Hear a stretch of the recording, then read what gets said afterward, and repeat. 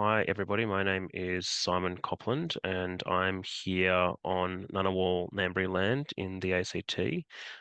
Would also like to acknowledge elders past and present here on Ngunnawal land, and always acknowledging and thinking about how all of our work really must be taking into account the need for justice for Indigenous people.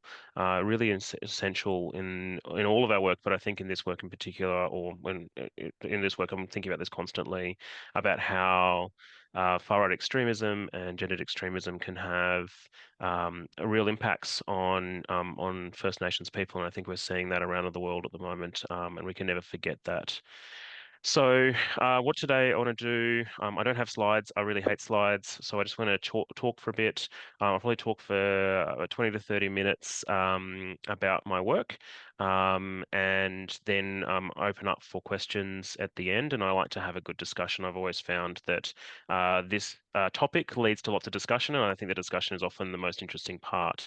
I want to start by also just saying I've just gotten back from 4 weeks of leave, and I'm still a bit jet lagged. So we'll see how we go. I should be fine, but just want to flag if at any point I don't make sense, it's possibly because I'm just a bit jet lagged. But I reckon I'll be doing okay. So let's get going. So what are we talking about today?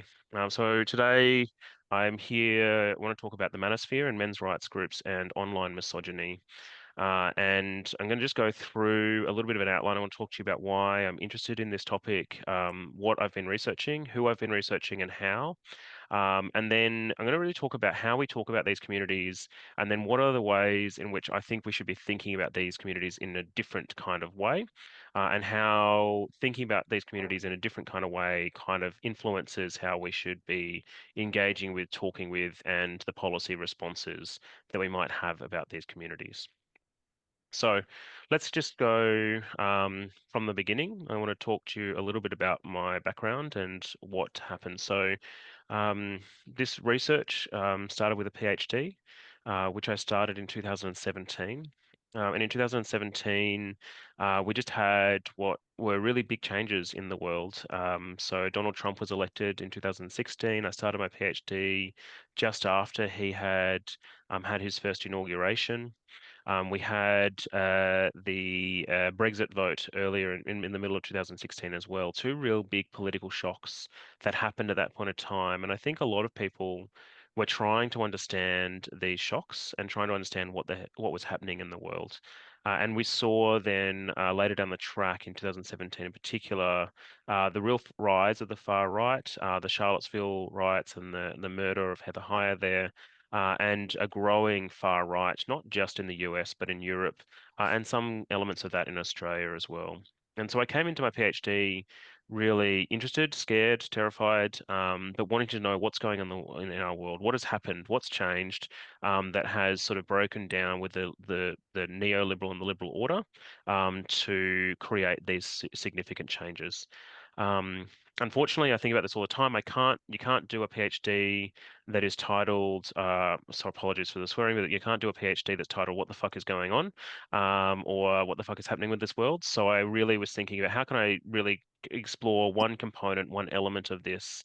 And the thing that I really noticed that was really core to a lot of this was the role that gender and masculinity was playing, particularly with these kind of macho leaders like Donald Trump or Boris Johnson, even in the UK, Jair Bolsonaro in Brazil, and how people were projecting this form of masculinity in the way that they were doing their work. And then through a lot of my initial research, looking at online communities, far right communities, I really noticed this sort of masculine gendered divide that was playing out, and became really interested in this gendered nature of what was going on. And that led me down the path of really trying to understand this component, and really understand this particular community that I was seeing at this stage that was getting very little traction, get very little attention, but that I saw was having real influence over this far right politics at the time. And that community was the Manosphere. And the Manosphere is one now that probably many people have heard of because unfortunately it has grown and ballooned, but at that point of time was still considered quite niche. But I could see was starting to have growing influence, and that was how I got interested to the point of starting to research these communities. So, um, what is the Manosphere? So the manosphere is a neologism used to describe a loose network of blogs, forums, online communities on the English-speaking web that are devoted to a wide range of men's interests. So that includes life philosophies, gender relationships, self-improvement tips, and strategies for success in life, relationships, and sex. But it's there's a collection of spaces where men come to talk about these issues, but it always has a very strong anti-feminist and anti-women bent. So they believe that feminism and women more broadly have not just destroyed men's lives, but politics, the economy, and society. And they come together, these groups come together on a constant belief that feminine values dominate society, that this fact is suppressed by feminists and political correctness, but that men must fight back against an overarching misandrist, that's male-hating culture to protect their very existence. So this term, the manosphere, it dates back to 2009 from a blog called The Manosphere, but was really popularized in 2013 with a book from a guy called Ian Ironwood. He had a book called The Manosphere, A New Hope for Masculinity. But the term has really exploded and has become much more common. So at the time I started my PhD, it was becoming more common with leaders like Jordan Peterson and Rush V, Rollo Tomassi. And since my PhD, right at the end of my PhD in 2022, we saw the explosion of the term.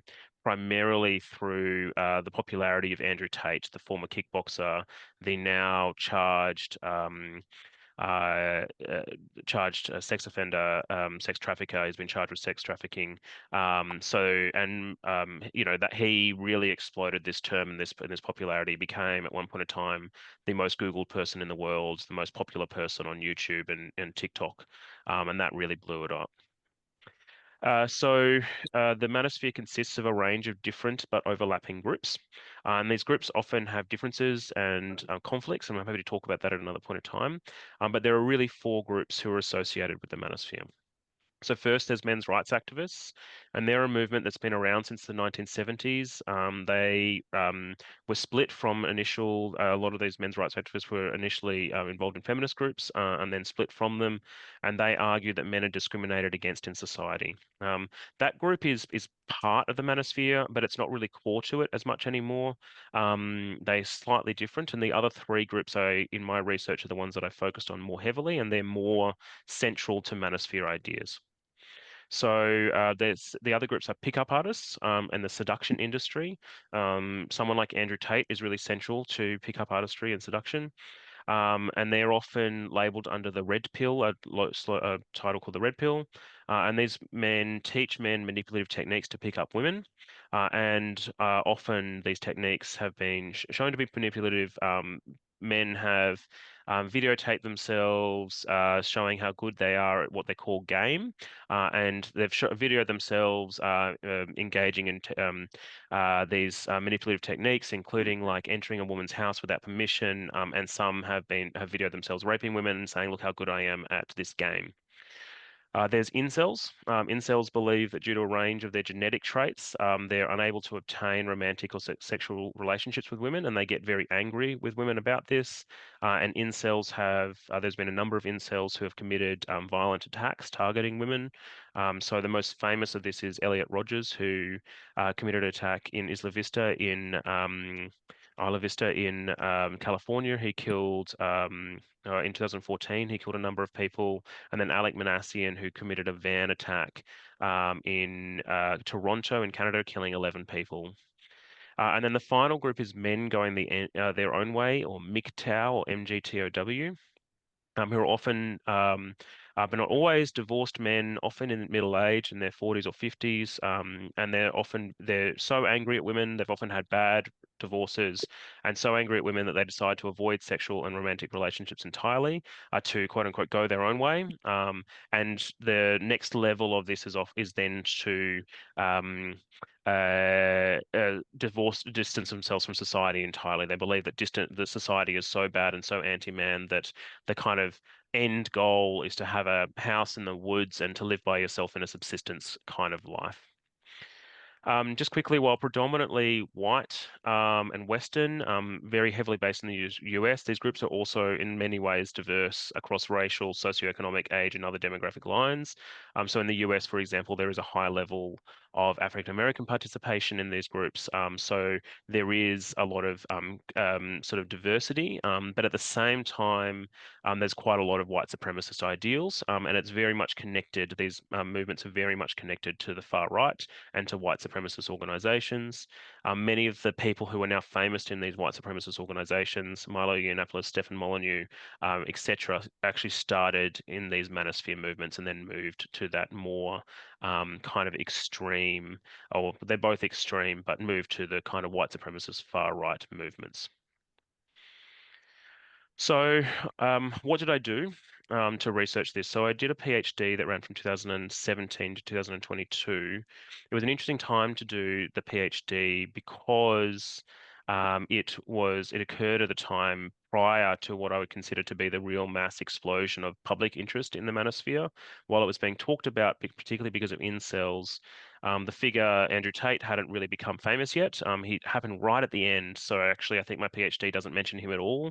The book does because I got the time to update it. Happened right at the end. So a lot of that explosion of interest in this community hadn't happened just yet, but I could see its growing influence. And at the time during the PhD, I researched entirely through analyzing online content because these communities exist primarily online. And I studied in particular the platform Reddit, which is one of the biggest platforms for the manosphere. And I studied three subreddits. These are three channels. And I looked at over 100,000 initial posts. And it was 100,000? I think it was 100,000. Sorry, 300,000 posts and over 3 million comments. And I did quite a lot of big data analysis, looking at social networks, how people connected to get together, and just also spent a lot of time reading comments on forums, a lot of time on Reddit, a lot of time sort of really diving into these communities, watching YouTube videos, creating lists on Twitter, really understanding what these people are talking about and analyzing all of this to try and get, with the main aim was to try and get an understanding of what people are talking about, what's actually going on in these communities, but also to try and really delve into what are the driving forces behind why people come to these communities, what is it that they get out of these communities, and what is it that might keep people in the communities, and in turn, how can we think about what we can provide to people to get them out of the communities later down the track. So trying to really embed myself in a way, I didn't participate, but embed myself in a way to really understand the mindset without crossing over into that mindset myself. To try and understand it so that we can then see how we can provide people an alternative. And that kind of really influences what I want to talk about. So for the next, I reckon 15 minutes, I just want to talk about how we've been thinking about the manosphere. And then how my research showed some different approaches that I think we should be taking, which can influence the policy that the policy approaches and the way we talk about the community. So in this section, I'm just going to talk about how are we talking about these communities, because a lot of my research also focused on other sources, looking at how we're talking about these communities, as you naturally do when doing research. So what I found over the time is that when we talk about the manosphere, one of the most common responses is to initially talk about the manosphere and talk about its participants in quite degrading ways. To talk about them as basement dwelling losers, as the scum of society, as people who are idiots and morons, or as people who are inherently somehow misogynistic. Uh, and we see this run throughout a lot of commentary, not just on the manosphere, but on the far right in general. So if you quickly search on social media, as I said, you can see the kind of basement dwellers, loser society, man, children. Some researchers talk about this even in that kind of way.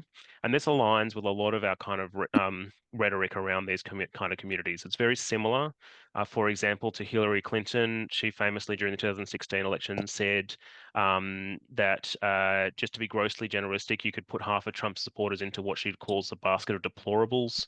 During the COVID-19 pandemic, I got quite frustrated with people who would talk about people who were frustrated or questioning the vaccines or questioning the lockdowns, calling them cookers. During protests in Australia, we had political party leaders such as Bill Shorten, who described protesters as man baby Nazis, or even the chief health officer of Victoria said that people were living in a fantasy world and saying they're not rational individuals, they're absolutely wacky. So this sort of what I call, or what Jeff Sparrow calls smug politics, looks down at manosphere men and looks down at individuals and others in the far right, and looks down on them as kind of a moralistic view, identifying them as something inherently wrong with them and something inherently bad that just needs to sort of be pushed away. And I think that there's a couple of problems associated with this. First, it assumes an inherent badness of manosphere men, which is incorrect because misogyny is a social disease. It's not something that comes to someone very, something that comes to someone inherently. And that leads us, in my opinion, nowhere. If manosphere men are just inherent losers or misogynists, there's nothing we can do except for chastise them or lock them up. And I don't think that's acceptable. I think we should be thinking about it. If misogyny is a social disease, how do we deal with this social problem? And we can see this play out, I think, in a lot of ways that we talk about these communities, even in more nuanced kind of ways. So one term that I don't use, for example, is toxic masculinity. Whilst it is a term that has some potential value to it, it's one that has lost a lot of meaning, unfortunately. So toxic masculinity refers to the idea that there's a range of toxic masculine traits, which, when expressed, can result in violence, hatred, and other problematic behaviors. And this is positioned against healthy masculinity. And why, unfortunately, this term has just been used to the point where it's lost all value.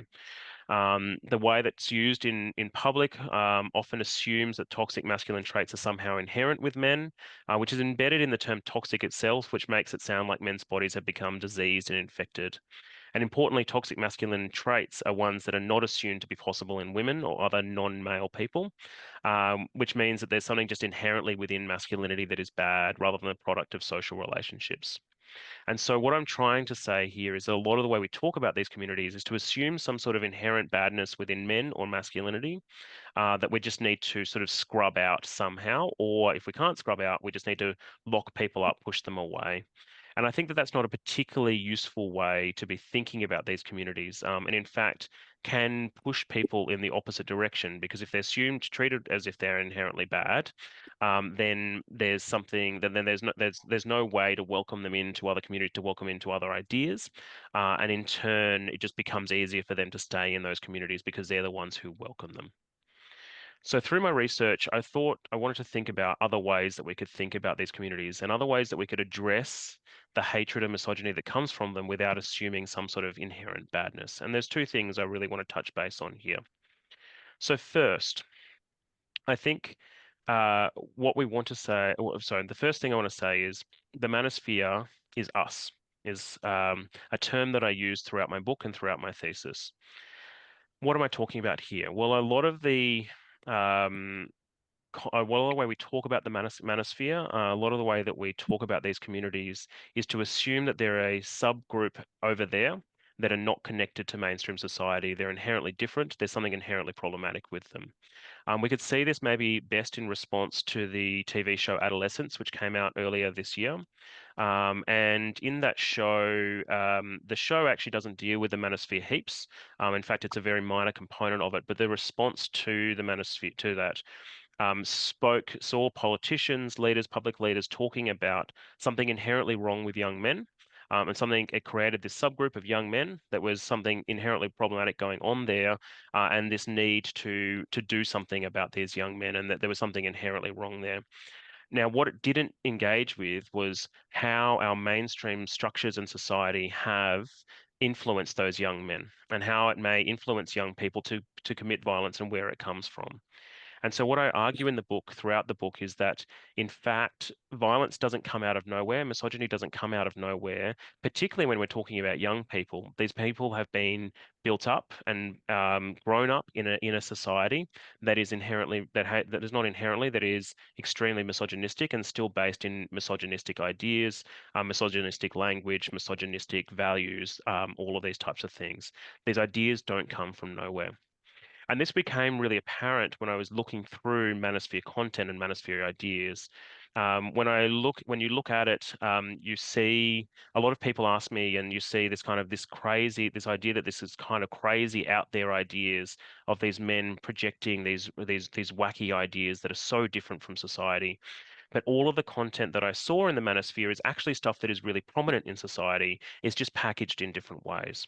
So one of the examples that I talk about quite a lot in the book is the idea of hypergamy. So Manosphere men believe in this constant idea of hypergamy, and the idea is of hypergamy is that women are only interested in men for resources and wealth or for their looks. That women are evolutionary designed to only be interested in men for their wealth, and the idea based in very dodgy science is the idea is that because women have children, they need a partner who will be able to provide them the resources to look after that child. And so therefore they're only going to go for rich men effectively. Now, this idea, when you explain it like that, can sound really wacky, but then if you look at mainstream culture, it's extremely common. So the idea of a gold digger is something that is extremely common in mainstream culture. The idea of popular songs such as Diamonds Are a Girl's Best Friend or Kanye West's Gold Digger are extremely common in our society. And this idea of hypergamy, even if it's not discussed in this kind of way, runs throughout mainstream culture all the time. So what Manosphere men are doing is they're just taking mainstream ideas and taking them to their logical, although extreme conclusion. And that's that women, in our mainstream society, we suggest that women are only interested in money, that diamonds are their best friend. And then Manosphere men are saying, well, if that's where we're at, then that really speaks to how awful women are or how terrible they are. Or what we need to do is learn how to deal with that. That's what game is, learning how to deal with the inherent nature of women. And so these ideas, these mainstream ideas, are ones that run throughout the manosphere. And this is just one example. There's many I could point to of ideas within the manosphere that are actually embedded within our mainstream culture that are then just taken to that next level.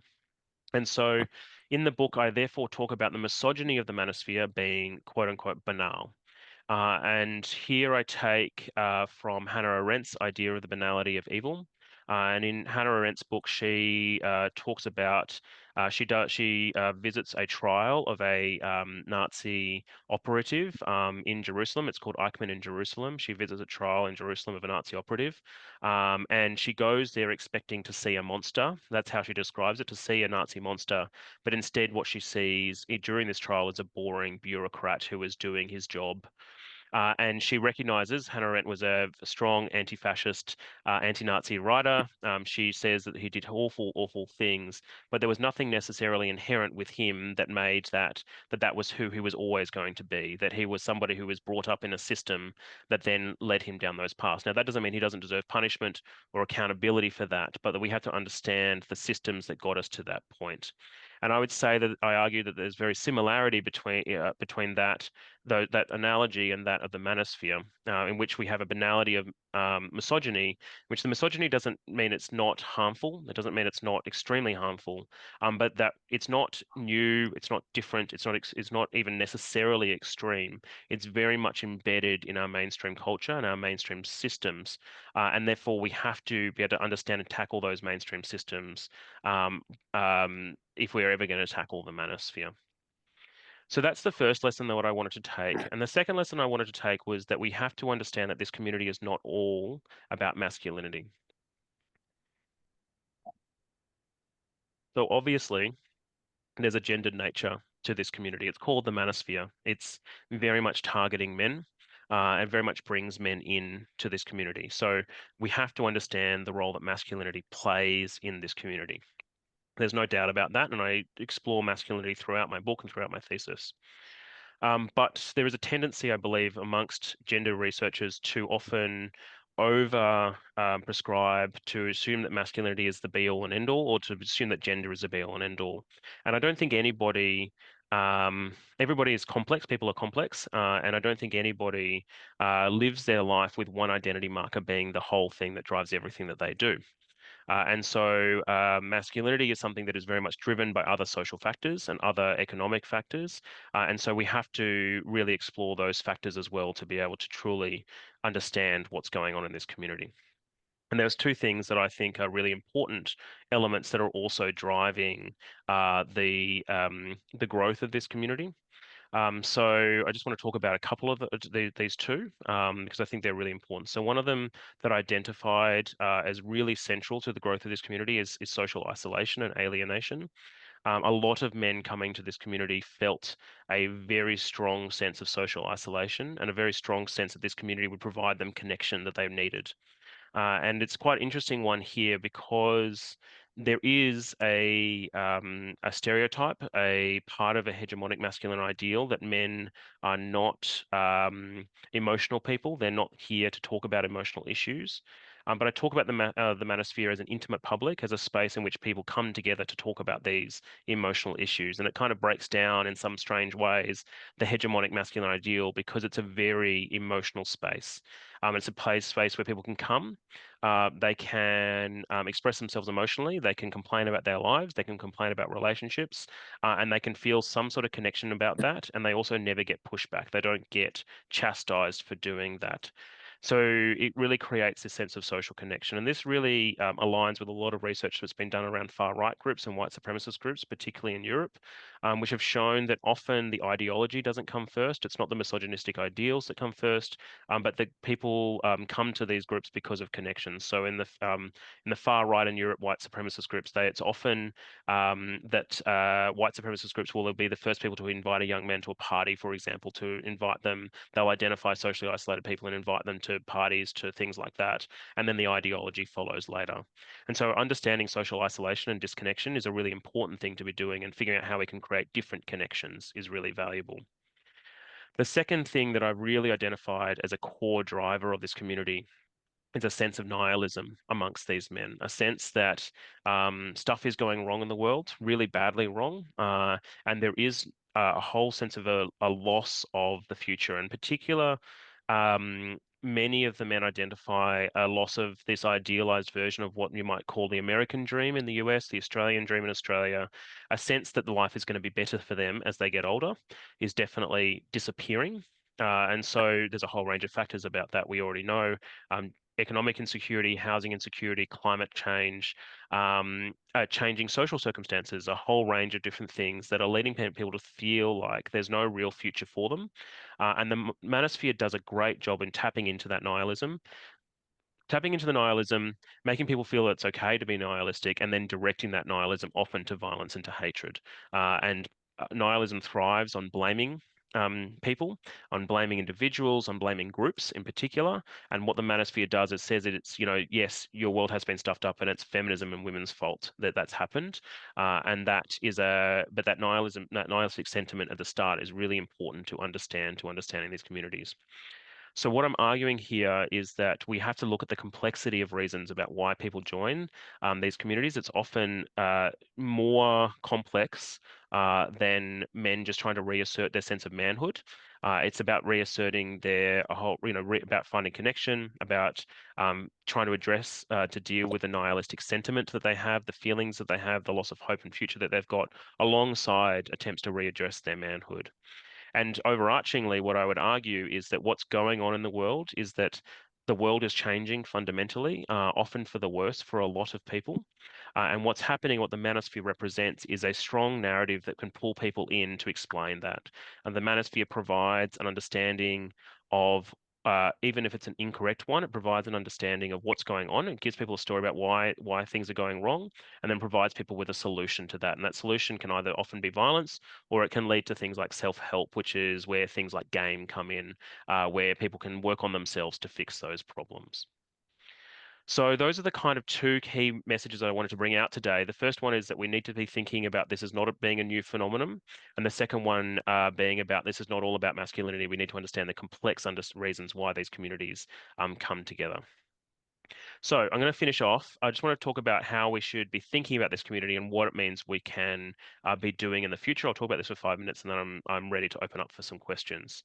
So the first one is I think we need to do everything we can to avoid being smug about this community and to really try and have empathy and understanding for how people, lots of different people are being led into these kind of extreme places. And it's not just the manosphere, it's the far right, it's conspiracy theories, it's the far left. Sometimes, not that I think that all of these are inherently bad, but there are different people going into different spaces to try and understand the world.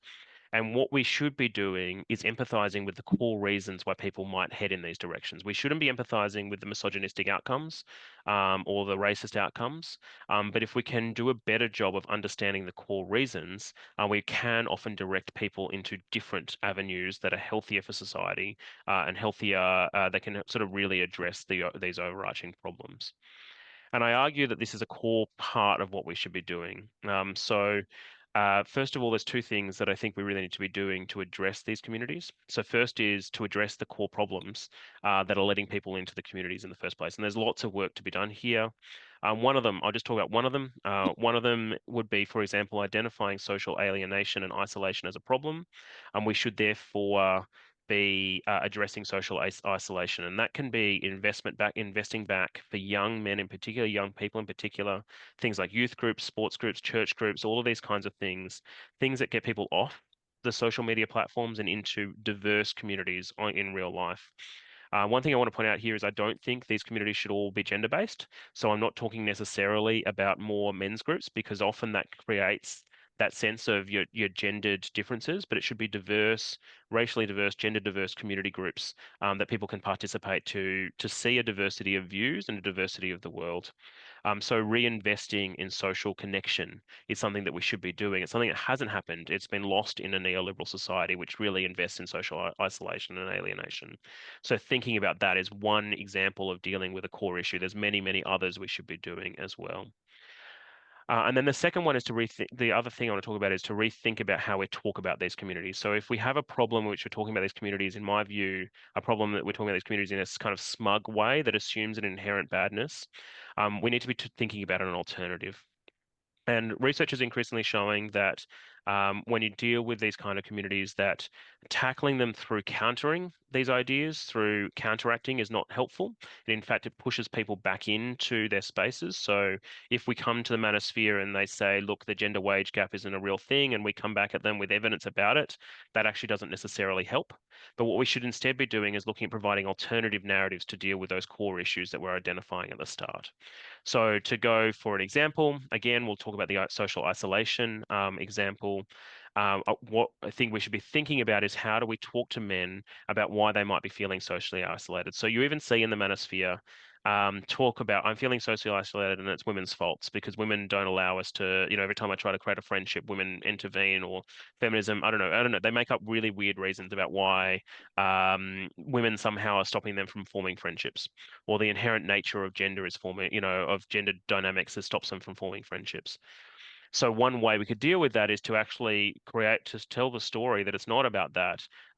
It's about what neoliberalism is doing and how it's impossible to create friendships, or how you are losing your ability to do that because every time you have to go out to do something with friends, you have to spend money, or whatever it is that we can do. So creating an alternative story and giving people an alternative place to land that is more productive and more socially productive than what is available to them. Now, there's a whole range of ways we can do that across different parts of society, and I think we can talk about that more maybe in the discussion. But there's a whole section of that in my book about how we can use alternative stories as a way to get people away from this thinking that women and feminism is the root cause of their problem. I'll end by saying that if we do that, the one thing we don't want to be doing is we don't do that to targeting the leaders. And I think the final point is we also need to understand that the leaders of these movements are not the ones we should be engaging. We see this happen all the time, where news agencies are like, let's get Andrew Tate on to debate feminism or whatever, these kind of stupid ideas. And we've got to distinguish between the leaders and the followers when we're talking about these communities. The leaders are grifters. They're people who are trying to make money off men primarily, and you see this with Andrew Tate, with Jordan Peterson, with Milo Yiannopoulos. They're all here to make money. and we should be treating them in that way. So when we're talking about how we deal with these men, we should be talking about how do we deal with the young man who is on social media, is socially isolated, is finding life difficult, not how we talk about Andrew Tate. So I'm really keen that we keep that distinction, because I'm not here preaching that we should go and debate Andrew Tate or try and convince him to get out of the manosphere, because he has no interest in it. His interest is making money. And so we want to distinguish between those two things as well. I might finish off there because I could probably keep talking for ages, but I think it's better to have some time for questions and discussion. I always enjoy the discussion part. So yeah, I might finish off there. Okay, thank you very much, Simon, for a very thoughtful and I think provocative um, webinar. I'd like to open it up. If you have questions, please raise your hand or make a little note in the chat, and I'll get to you. Oh, Raymond, yes, please, Hmm. Raymond, go ahead. Thanks very much. Really interesting and important material that you've got together. I want to ask a little bit about the um, implications of using the term communities Mm, for these online forums and groups, and really to pose the question of how much have you come across that indicates this turns into something beyond the screen, so to speak? And I'm thinking here of other groups of misogynist men in the extreme right who aren't necessarily much online or not in the same way, mm, but who are involved in the forming of militias, for instance. The crowds who turned up at actions like the Trump yeah, defeat demonstration, or the attacks on gay picnics and celebrations in the United States. And going further, of course, the scores of the hundreds and indeed thousands of alienated young men in the Arabic-speaking world have been recruited to militias of yep, the extreme right there, or the semi-fascist militias in India who've provided a key political support for the BJP regime. So, what payoff is there in the non-online world mm. from the groups that you've been studying, as far as you know? Yeah, that's such a great question, Raywin. Thank you.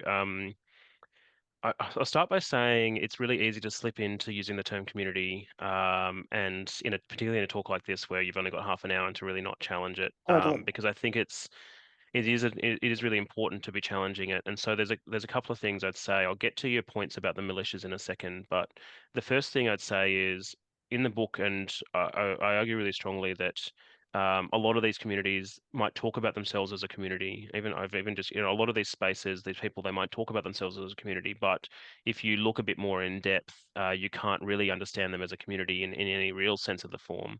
Um, Primarily driven by the algorithms of these social media sites so in my thesis I did a lot of social network analysis that tried to look at how do people actually link. Are people talking to each other? Are they talking to the same people? Are they engaging? Are there small groups forming in which people are talking amongst each other? Are these things happening? And the answer was no, just absolutely not. So when you go on to these spaces, you might be talking to one person then one day, and then you never talk to them again. There's just no there's a whole bunch of breadth, but there's no depth in anything like this. And then what I started to see as well was men in these spaces saying that they came here for community, but then expressing disappointment in the community itself, or at least a feeling, maybe not disappointment in the community, but at least a feeling that while they have this online space, it's not giving them enough in terms of the connection they want. And there are posts about this, so people saying, "Oh, I wish I had a version of this community that I could go down to, friends down that I could go down to the pub with, or whatever it is." And that was really common. And actually, the most common example of that is if you look at the incel subreddits and the incel forums. they're full of suicide notes, which is something that I saw very commonly in these spaces, quite distressing. And quite frequently, people would say, "I love this incel community, but there's still not enough for me. There's still nothing. There's not enough there that can really hold me together." And it was quite distressing in that, because what you'd then see is people responding saying, "Please don't do this," or whatever, or "I understand why you're doing this." But the algorithms and the structures of Reddit in particular would have it makes it impossible. None of these people would have had their phone number. They wouldn't have had their email. They wouldn't have the space to reach out to engage with that person. So yes, they call themselves, social media companies like to say we create these amazing communities, but a lot of the functions of what I would consider to be my community, my friendship community, and how we define community can be really blurry, but at least the things that I would, be able to provide real support in time of someone's distress is not there. To be able to talk to someone every day is not there, because you don't know who they are. There's no functions to do that. So a lot of those things just don't exist. So that's kind of my first. And then what I argue is actually that the space becomes just as alienating, as just as it just sort of furthers the alienation that people have, because of this. Going to your points about the militias and stuff, I think what's really interesting about the Manosphere is that there's not been much evidence of men taking these specific groups and taking them offline, except probably in the seduction community, where there's been courses run. Andrew Tate has his programs and stuff like that. You may have read about that. There's a great book from Rachel O'Neill. She very bravely embedded herself in seduction courses in London, where people go out onto streets and practice their seduction pickup techniques. There was a story about that in Australia a number of years ago, where at Kinokuniya in Sydney, they had to ban people from using pickup techniques in their bookstore. But again, a lot of that's not. It's all money driven. It's driven by people who are running courses, and it doesn't necessarily extend to these on these things. So I think there's some interesting stuff about why that's not happened in the Manosphere compared to the kind of groups that you're talking about, in which there are these growing in real life militia groups, protest groups, far right groups, fascist groups that are connected that are doing this kind of organizing in real life, and that's just not happening as much in the Manosphere. I think a lot of the participants will cross over, and this is where you do see crossover between the kind of more extreme far right white supremacist groups and the Manosphere, but they're not organized as Manosphere groups. They're not organized around this particular ideology. I think part of it is the structure of these communities is that they are, again, I use the word community. The structure of these groups is that they are very much less political, and they're very much driven about complaint around their lives, and so they feel probably less of a reason to organize together, because they don't feel that there is, and a lot of that's driven by nihilism. You don't feel that there is a reason to come and participate in a protest or a riot or any of these things, because there's just something inherently wrong with women and we can't do anything about it except for work on ourselves. And so a lot of it is very individualistically based, and sort of pushes away from that kind of political organizing that happens in the far right. Fair enough. Thanks, Raywin, and thanks for the answer, Simon. Heather has a question, and thanks, Heather. Thanks. Hi. So I'm surprised you didn't go insane going through that many Reddit threads of horrificness. So A+ straight away. Who says I haven't got insane? Yeah, that's fair. Look, that's incredibly reasonable. I completely understand you've only got a really short presentation, but something that I feel like is a really heavy part of particularly like the incel movement is this sense of entitlement. Like society hasn't given me everything that it was promised. And that's also like a big thing in terms of like I don't need to work on myself because I like deserve a partner. I deserve XYZ. I guess like part of my question is, I don't know if it's something that you've researched much into, but do you feel like that is a result of like general socialization of men, or do you feel like that is more because it's more heavily reinforced by these social communities, these like online communities? Yeah, it's a really good question, and it's I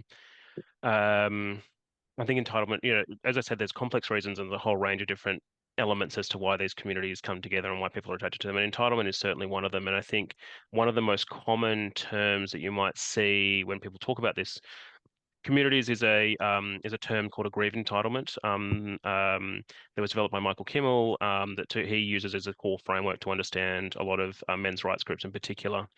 And I think that you can't discount that certainly an entitlement is an integral part. And I think there are two things I would say about that. First of all, there's certainly a socialization element around that men are told that they are entitled particularly to women, to women's bodies. There's no doubt about that, and that is a core component of how men are socialized. And breaking down that socialization is hard, and it needs work, and it's work that we need to be doing. I mean, that socialization in general is work that we clearly need to continue to do. And if you look at the pickup artists in particular, actually, I think even more so than incels. Incels strangely have this sense of I'm not entitled to women's bodies because I'm so ugly, and so it's kind of a mixed, it's kind of a weird thing where they're like I deserve it, but I'm so ugly, I'm so socially weird that I don't deserve it at the same time, and that leads to this really mixed feelings of hatred and violence. Whereas in pickup artists are very much I'm entitled to these bodies and I'm going to do what it takes to get them, and that's where you see people teaching techniques of go into that woman, literally there's, the best way to do it is go into a house even if you're not invited. That's a real sense of entitlement to a body that is really core. So I think that there's that clearly, and this is where we talk about misogynistic ideas that are embedded in our society. And I was watching, actually, I just was overseas and I watched on the plane episodes of How I Met Your Mother, which is a show that I used to 10 years ago love, and then I watch it again and I'm like, this is so sexist. The way that Barney treats women and the way that he feels entitled to their bodies is it's exactly the same kind of stuff that pickup artists would teach. And so they are deeply embedded in our society. That's the first thing I'd say. But then there's the second element of that is that there are things that I think um, Manosphere men complain about that that some people talk about entitlement, but are actually things that I think that we should all feel entitled to, and that is okay to feel entitled to secure work, to a house, to an extent to social connection, relation, or at least the ability to form those types of things. And I think we have to be careful to not discount that sense of what we would call entitlement, but it's actually the rights to have these kinds of things. And people are losing those rights, not just men, women, people are not, it's happening more to women and to non-binary folks and trans folks, but men, it's happening to men too. And we need to be able to distinguish between the things that men feel entitled to that they shouldn't feel entitled to things that men feel entitled to that they should feel entitled to. And I've seen this play out in writing on the Manosphere. In fact, it's in my book, I criticize some of Michael Kimmel's work because he talks about men who quote unquote feel entitled, and then he says some of these men will live basically in the poverty line, and that they're coming across as in super entitled. And I'm like, well, I feel like people should feel entitled to not live in poverty, and that is okay. And even if it's a man who feels entitled to not live in poverty, it is okay for them to feel entitled to not live in poverty. And so we don't want to cross over just because a man feels entitled. That makes it wrong. And so that's the kind of my two thoughts about that. Thanks, Heather. Claire in the comments has asked a question, Simon. Can you explain how creating alternative narratives would work? Is there a danger that it would shift hostility into another space? Yeah, so it's a really good question, and it's one that I can't, we could talk about this for probably a whole another hour. But what maybe I could do is talk about some examples where it has worked really well. So in the book, I talk a little bit about primarily it's not used it hasn't been used so much in manosphere spaces, although there are some subreddits now that are being increasingly researched, one called Incel Exit and one called X Red Pill.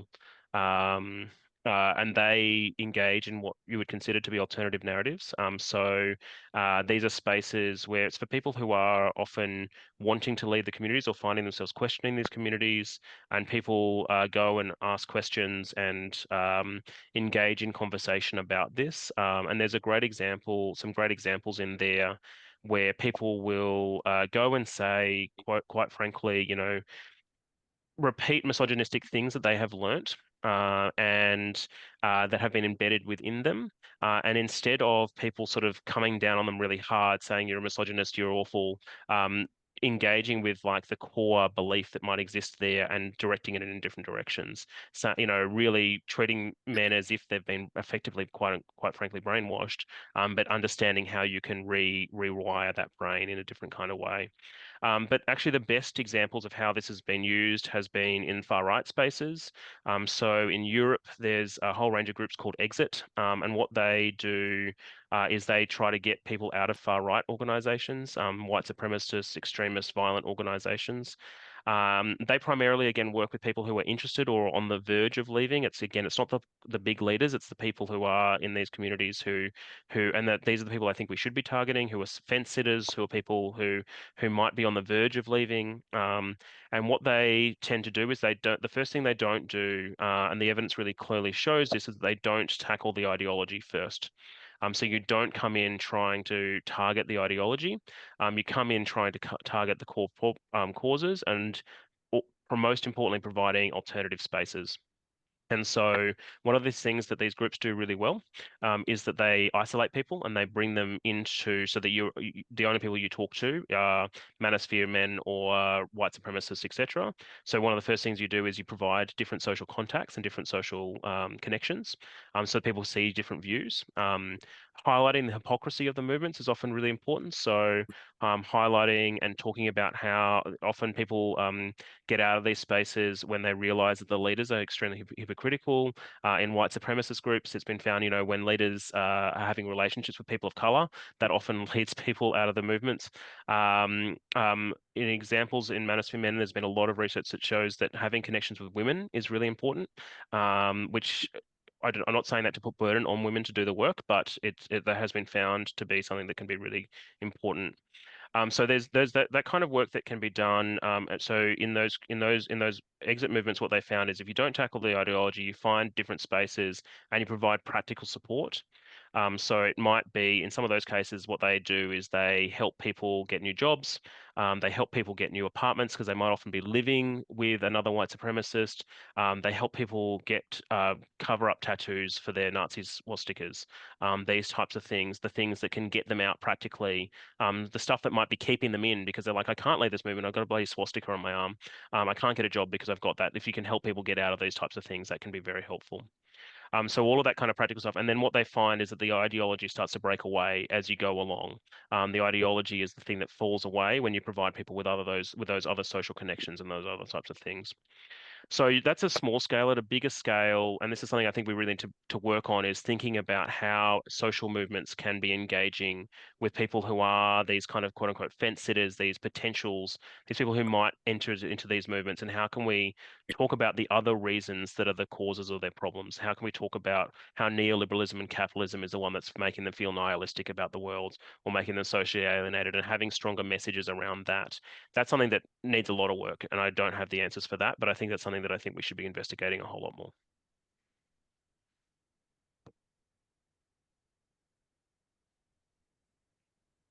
Thanks. Molly's got quite a lengthy entry there. Can you see that? Yeah, I can. So this is about domestic and family violence used by men, which often mixes punishment and shame to hold men using violence to account. To use empathy to challenge misogynistic behavior and practice. How do you see your arguments filtering down to social and legal responses to gendered violence? I'm happy to talk about that a little bit. So first of all, I've got a bit of experience around domestic violence, and I think there's a lot of connection to this. And in fact, I was really lucky, Molly, that Jess Hill did my launch in Sydney, which was a really great honor.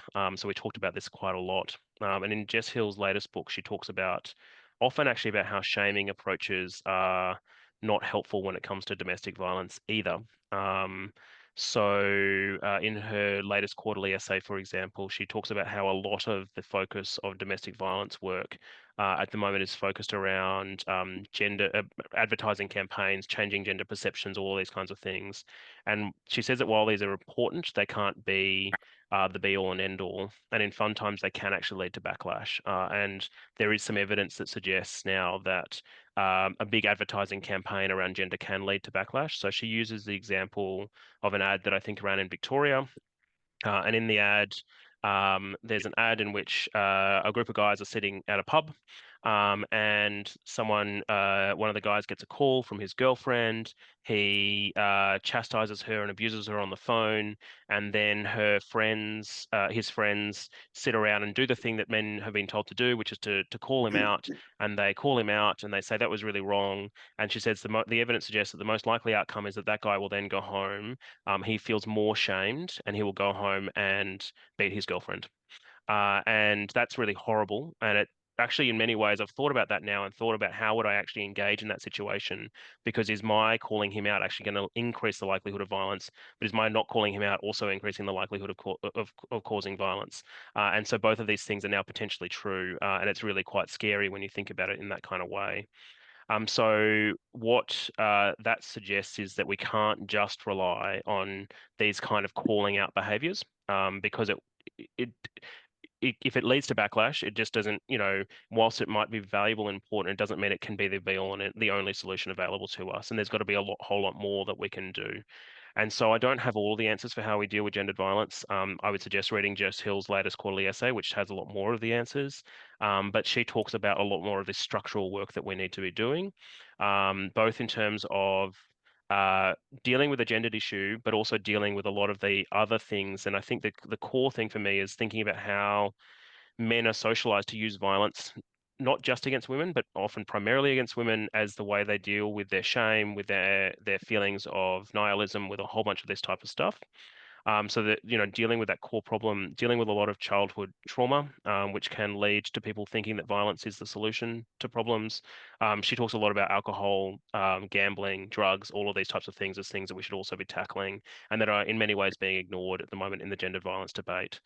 So I think that there's a bit more nuance we need in some of these discussions, which makes it harder.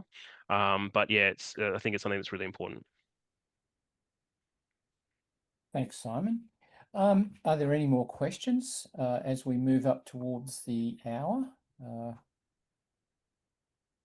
comments? Okay. Well, perhaps on that note, I might call this webinar to an end. And yes, thank you. Who's that? Mohammed is clapping, and many others as well now. So thank you very much, Simon. Thank you for having me. Up on YouTube within about 48 hours. So on the TARS's YouTube channel. So if you don't have access to that, perhaps get in touch with TARSA and we can direct you to that. But otherwise, just have a We could just hang on 1 second. Sorry, my computer's just. I have the link for.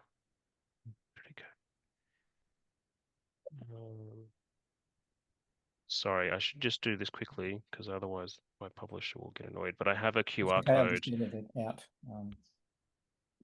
I have a quick QR code that people can use to get a discount on the book. So can you see that? Not yet. Now? That's good, Simon, because I was just about to get a copy from Amazon. Yeah, there you go. So if you scan there, you can get 20% off with that code. Can you see that now? Yes, we can. Yeah. Yeah. That's great. I'll leave that up until you finish. Okay. Thank you. All right. Thanks for everybody, and good afternoon. Thanks.